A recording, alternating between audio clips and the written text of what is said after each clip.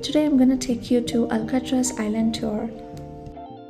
If you're planning a visit, the tickets are available through the official Alcatraz Cruises website, and the ferry leaves from Pier 33, Alcatraz Landing in San Francisco.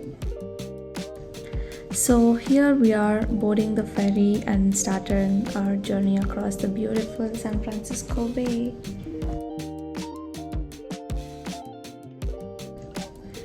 As we ride out, look at these stunning views. On one side is the iconic Golden Gate Bridge, and on the other side you see the Bay Bridge connecting Oakland and the city. And slowly we also see the famous Alcatraz Islands. The rock starts to appear.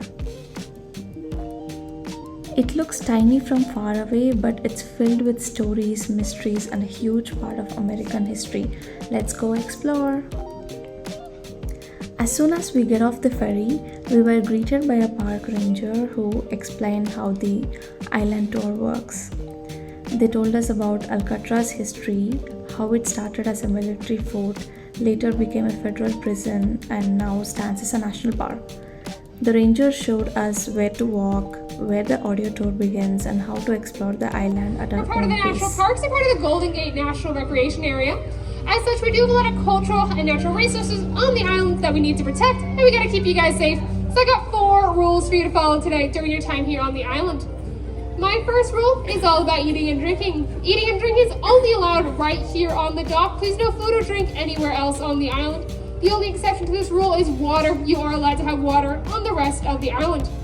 My second rule for you to follow today is if you need to smoke or vape, please only smoke and vape in our designated section, which is going to be located just on the other side of this building, right over there.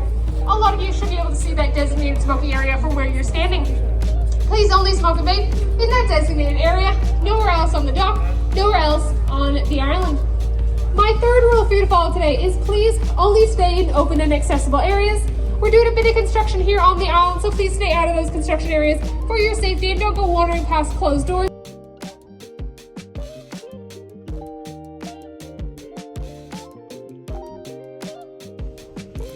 Our first stop was the museum area near the entrance. This section has amazing displays about the island, how the land was formed, the early military days, and the powerful Native American occupation in 1969. There are maps, photos, and stories that show how Alcatraz has changed over time. It's a great way to understand the island before heading into the main prison. Our next stop was the bookstore. Former Alcatraz prisoner William G. Baker was there in person. He wrote a book about his experiences inside the prison, and he was signing copies and talking to visitors. Seeing someone who actually lived here as an inmate now sharing his story face to face was unbelievable. How old are you? Oh, I'm 92. 92? 25? William G. Baker was serving a 4-year sentence for transportation of a stolen vehicle on the interstate, and he was sent to Alcatraz classified as being an escape risk following 2 attempts from other prisons. He also tried to help other prisoners escape. After the bookstore, we explored more displays, old photographs, stories from prisoners and guards, and even a real medicine bowl used during the prison days. Everything here tells a piece of island's deep history.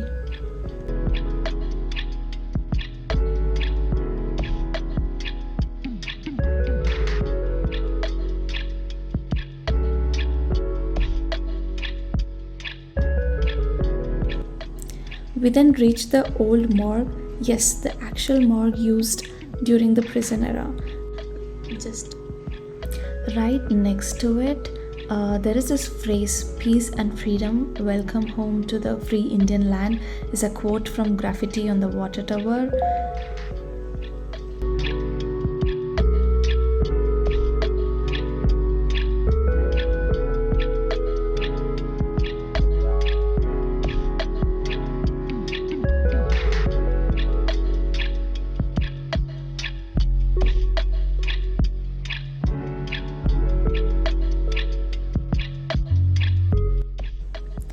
After that, we walked uphill toward the main cell house.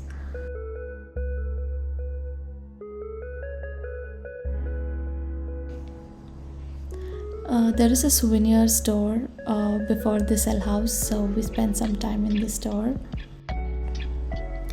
As you enter the cell house, there is a scale model of the entire Alcatraz prison building, which is a perfect preview before seeing the real thing. Look, this is the model house of the prison. This is the water tower that we saw, and that is the lighthouse. And right here is the cell house that we are currently in.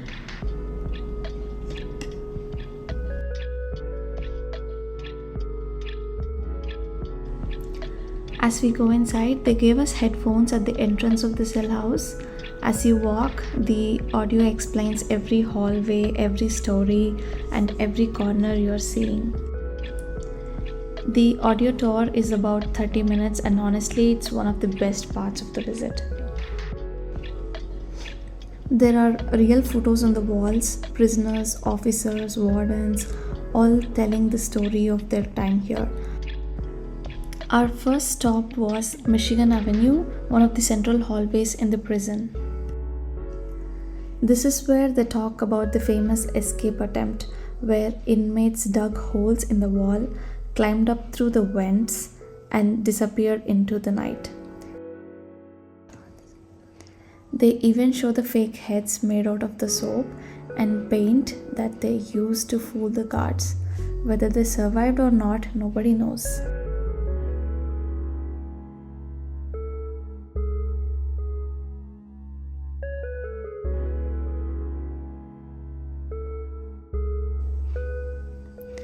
They open two gates for the visitors to go inside the rooms and see how the rooms are.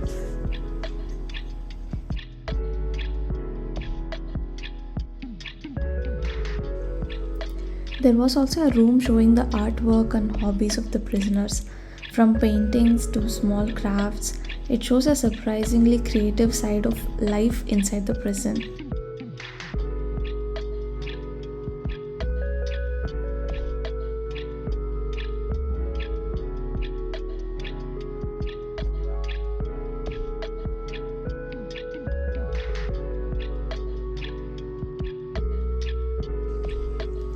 Next, we saw the gun gallery, where guards watched the prisoners from above. They kept the master key in a secure spot here, and prisoners often tried to grab it to escape, but this area was also heavily guarded.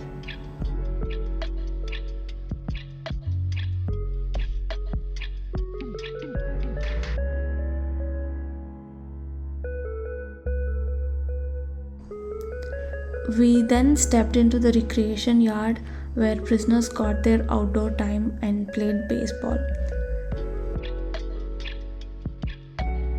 The walls here also show photos of some of the most famous inmates who once lived at Alcatraz. Next stop is D Block, also known as the Hole. This is called treatment unit for dangerous or violent inmates. The treatment in the hole included total darkness and restricted diet. Usually lasted several days but not more than 19. The cells here were completely dark. I even stepped inside one and they showed how another door would close, making the room pitch black. Prisoners used to pass time by counting the small holes in the metal mesh. It was scary and honestly one of the most intense parts of the tour. Then we reached the library. Prisoners actually got their own newspapers printed just for inmates, and this is where they sat and read them. Many prisons still do this even today.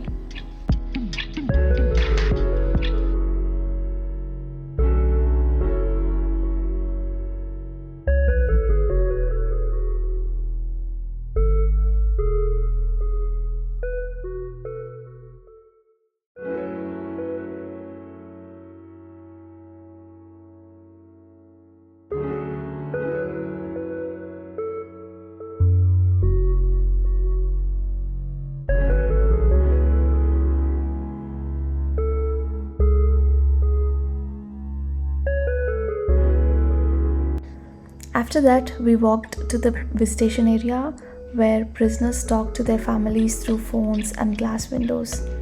There was also a display about modern supermax prisons that replaced Alcatraz.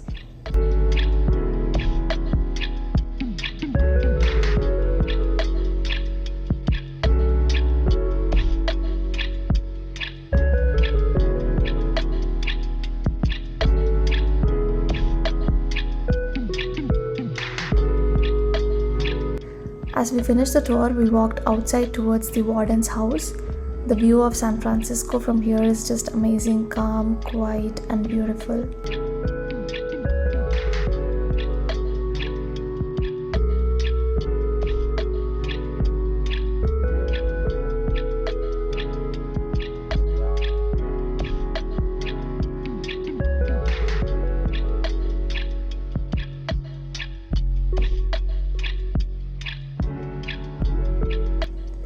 We also saw the lighthouse, the model industry buildings, and the new industries building where prisoners worked.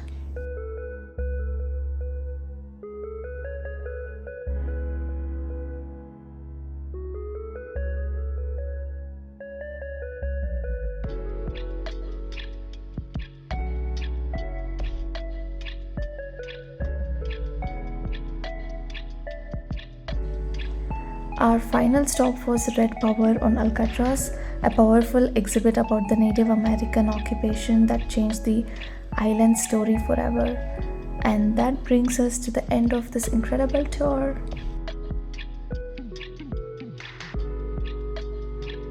If you enjoyed exploring Alcatraz with me, don't forget to like, share, and subscribe. See you in the next video.